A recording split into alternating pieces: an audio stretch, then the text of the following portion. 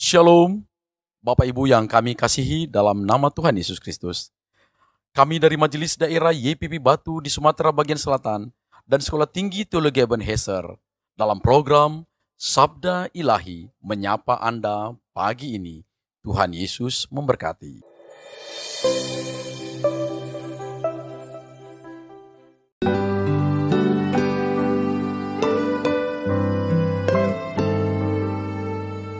Kasih-Mu membuatku mengerti, ku berharga di mata-Mu, Tuhan, dan tangan-Mu yang menuntun hidupku. Dalam semua rencana-Mu, Tuhan, sungguh indah kasih-Mu, sungguh besar kuasa-Mu, Yesus Tuhan penyelamatku. Kau tak pernah berubah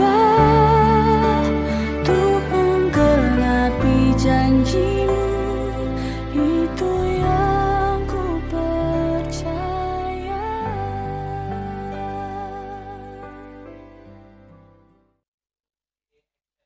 Shalom Bapak Ibu Saudara yang diberkati oleh Tuhan. Saat ini kita akan merenungkan firman Tuhan dari 1 Samuel pasal 1 ayat 9 sampai 11. Bunyi firman Tuhan. Pada suatu kali setelah mereka habis makan dan minum di Silo, berdirilah Hana, sedang Imam Eli duduk di kursi dekat pintu bait suci Tuhan. Dan dengan hati pedih ia berdoa kepada Tuhan sambil menangis terseduh-seduh.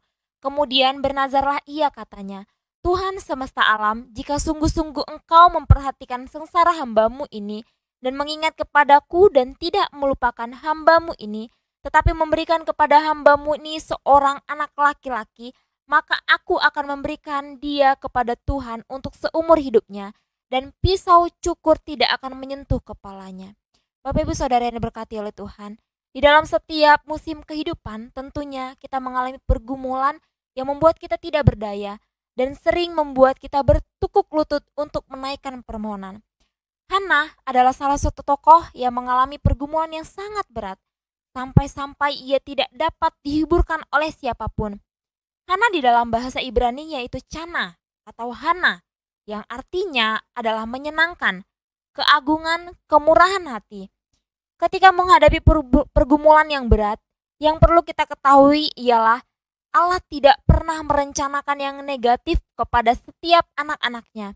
Namun ada kalanya Allah mengizinkan persoalan yang membuat Bapak Ibu semakin bertumbuh di dalam iman. Hana adalah seorang yang tidak memiliki seorang anak, atau dapat dikatakan mandul. Hana menghadapi persoalan yang berat, di mana ia selalu disakiti oleh madunya yaitu Penina. Di dalam tradisi Yahudi, istri yang mandul menjadi aib bagi keluarga. Dan ini sangatlah menyakitkan dan menekan psikologisnya Hana. Namun di dalam menghadapi persoalan tersebut membuat Hana sabar, kuat dan tegar, tidak mengambil keputusan yang salah. Namun apa yang membuat Hana tegar menghadapi pergumulan? Yang pertama yang perlu kita ketahui, untuk menjadi wanita yang tegar hati, yang pertama adalah tekun berdoa. Hana seorang yang tekun dalam berdoa. Di dalam kebiasaan keluarga Elkana atau suami Hana pergi ke Silo untuk beribadah di bait Allah. Ketekunan doa membuat Hana kuat dan sabar di dalam menghadapi persoalan hidup. Hana menyadari bahwa Allah mempunyai rancangan atas kehidupan Hana. Rancangan itu bagi Hana bukanlah kesalahan. Persoalan dan pergumulan yang hadapi Hana tidak membuat dia krisis secara mental dan krisis secara rohani, namun membuat Hana dewasa dan beriman di dalam Tuhan.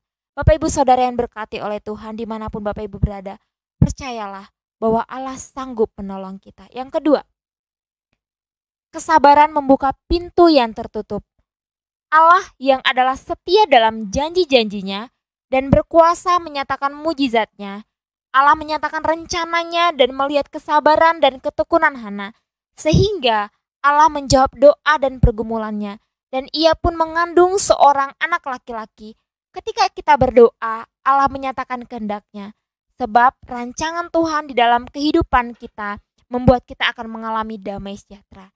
Bapak Ibu Saudara yang berkati oleh Tuhan, ingat bahwa kesabaran Hana di dalam doa memperhatikan kepada kita bahwa nothing is impossible, dan kesabaran membuka pintu-pintu yang tertutup, dan rancangannya akan membuat kita damai sejahtera. Tuhan Yesus memberkati kita bersatu dalam doa. Tuhan, terima kasih, kami bersyukur untuk firman Tuhan yang boleh menyegarkan kami. Ajar kami untuk semakin bersandar, bertekun di dalam Tuhan, dan mengandalkan Tuhan dalam setiap kehidupan kami. Kami percaya bahwa kuasa dan janji-janji Tuhan nyata dalam hidup kami. Dalam nama Yesus, amin. Sungguh indah kasih-Mu, sungguh besar kuasa